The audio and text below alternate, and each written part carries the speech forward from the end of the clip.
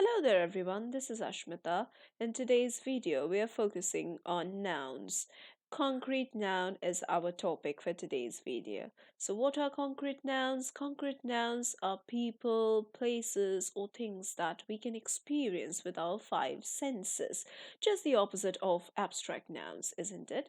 Which we cannot experience with our five senses. And here in concrete nouns, we can taste it, touch it, or we can see it, or we can hear it, or smell. So they are basically tangible, unlike ideas or thoughts or kind of abstract nouns.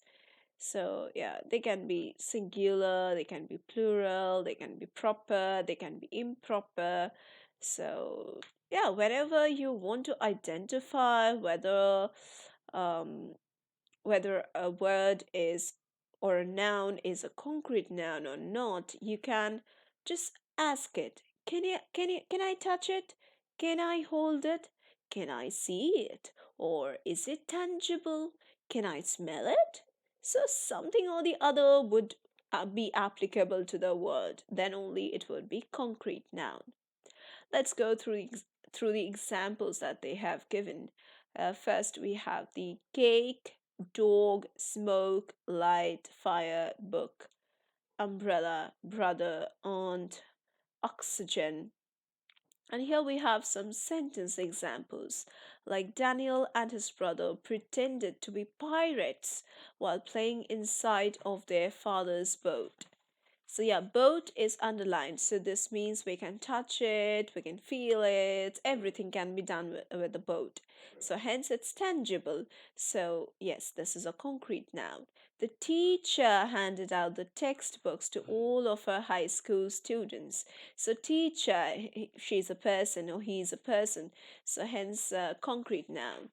William and his sister loved to ride their bikes. So, bikes is also some sort of a material or concrete noun, and friends will also go under common, proper, concrete nouns.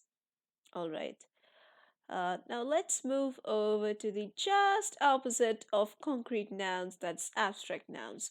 So abstract nouns are unlike concrete nouns. So abstract nouns refer to abstract ideas like abstract objects like ideas, thoughts or concepts that cannot be seen or felt or held. So but they can be experienced or directed towards someone or something. However, they are not tangible, like they cannot be seen or felt or held. So they certainly include some qualities that cannot be tasted, felt or seen or smelled.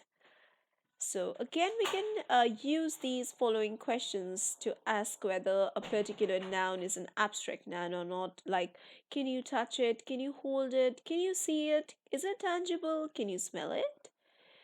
Is it something that is formulated in the mind or heart? Is it an emotion? Like, let us go through the examples.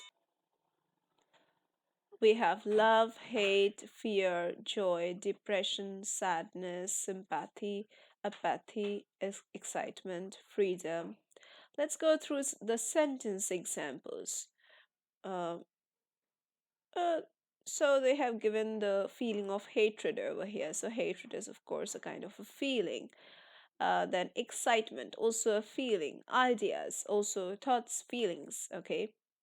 So yeah, that's it for today's video. If you want to focus more on these kind of videos, then you can join our classes for that. All the details regarding our classes are given in the description box below. Do contact us so that we can help you out with your entrance exam preparation or competitive exam preparation. That's it. Thank you for being with me till the end. Let's meet again in the next videos.